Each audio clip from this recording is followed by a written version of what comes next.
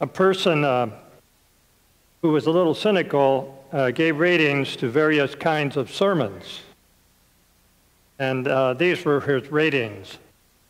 A G, that meant generally acceptable to everyone, full of inoffensive, childlike platitudes, usually described as wonderful or marvelous by those who leave church to shake the hands of the pastor.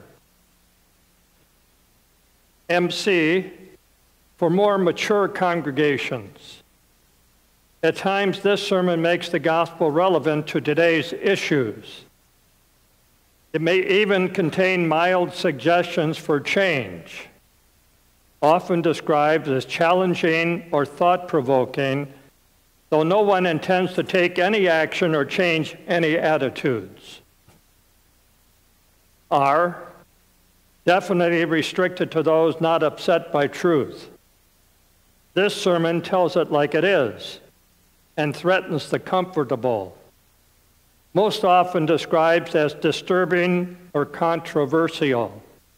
Usually indicates that the preacher has an outside source of income, since his job security is definitely suspect. And X, positively limited to those who can handle explosive ideas. This sermon really shocks it to him. It is the kind of sermon that landed Jeremiah in the well, got Amos run out of town, set things up for the stoning of Stephen, always described as shocking or even in poor taste. The pastor who preaches this sermon had better have his or her suitcases packed and life insurance paid for.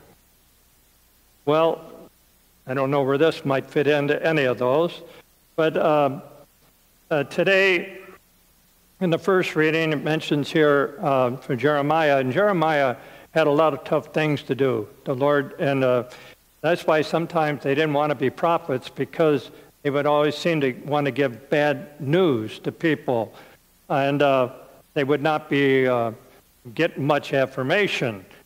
Well, he was that way, but in this part of it, in the book of Jeremiah, he says, I will place my law within them and write it upon their hearts. I will be their God, and they shall be my people.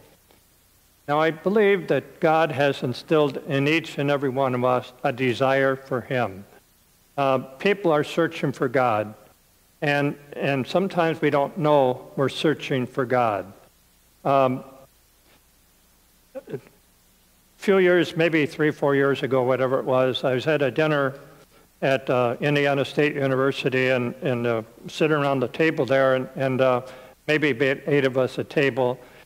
And there was a therapist there, a woman therapist, and I don't know if she was Catholic or not. It didn't matter.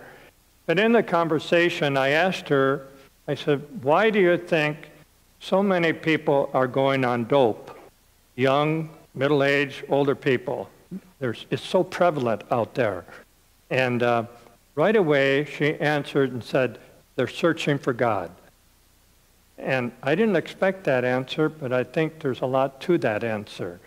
They probably don't know they're searching for God, but they're searching for something, to happiness or whatever it might be.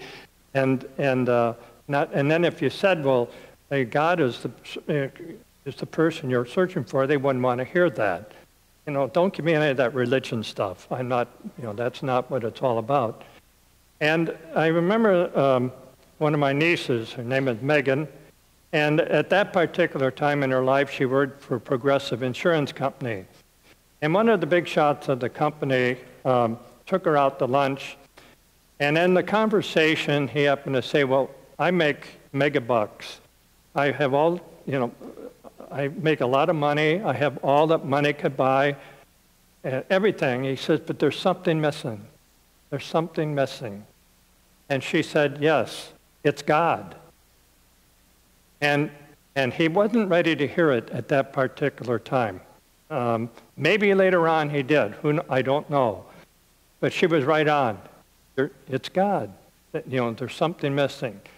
And centuries ago, St. Augustine said, our hearts are restless until they rest in you, O Lord. So there's nothing in this world. We can have all the money, we can have all the power, we can have all the fame, things that we hold dear in this, and they're not wrong in themselves if we keep it all in perspective. But that doesn't do it. Is the only person that's going to fulfill the deepest desires in us is God, that we're longing for, that search for God. And so we must, Jeremiah is saying that God put something in there, a desire for him, and how we respond is up to each and every one of us. Thank God we have the gift of faith, that's been given to us in baptism, and hopefully that faith is nurtured and shared with others. So I would just want to mention that. And then today, as it mentions in the bulletin and everything, I'm celebrating my 50th anniversary of ordination to the priesthood. Actually, the actual date was March the 13th.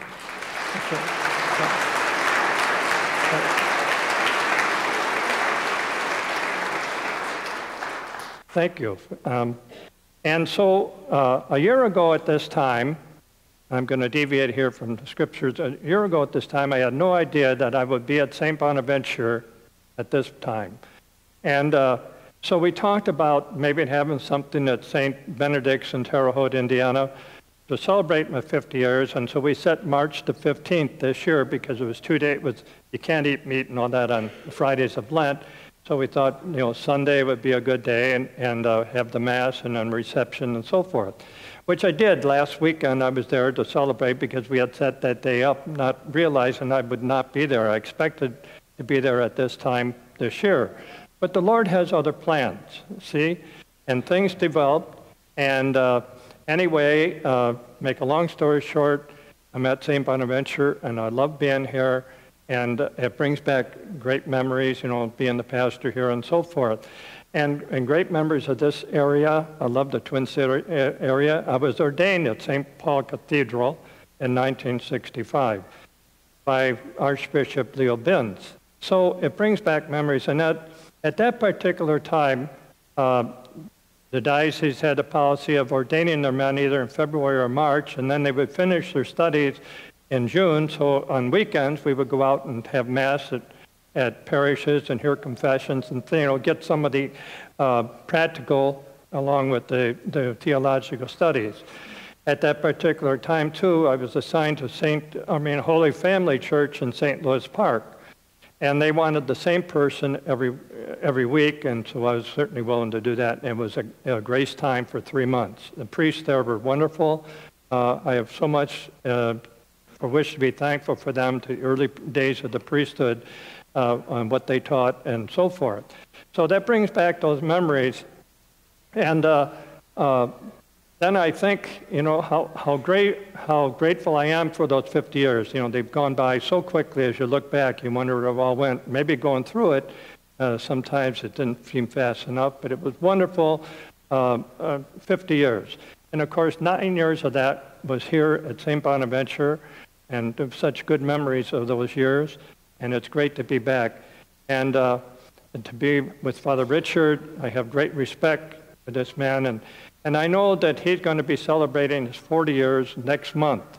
And I don't want to take away from that because of the person he is and what he's done to serve you and all those things. So someone said to me in the parish, I didn't expect to do this, and someone said, Father, we know you're celebrating 50 years. We'd like to do something. Would you be okay with that? And I said, sure. Because a gift is not a gift until it's received, I believe. So they are allowing me to have the Mass this weekend to celebrate that and to recognize those 50 years. So I do really appreciate that and what people of the parish are willing to do for that. But it's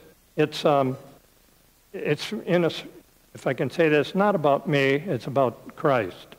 And, to be thankful for those 50 years, to keep Christ first and foremost. And I think all of us are called to do that, whether we're called to be a priest, whatever we're called to be, to keep Christ in foremost. That's the important thing. You know, I had a friar tell me when I lived with one time, he said, when he tried to control things and want to go do this, it didn't work out. Whenever he left it to God, things always worked out better. It just seems to be that way. If we put a lot of trust and faith in God, he always seems to know what's best for us. But a lot of times we like to be in control in all those different things, and so that's the thing we have to work on many, many times. I can remember, you know, it's certainly not a dull life, and I can remember one little incident here when I was having dinner with the friars. And some of you might remember Father Urban, who was here for years. And one night at supper, I said, I would just like to have one dull day. And he says, you wouldn't know what to do with yourself.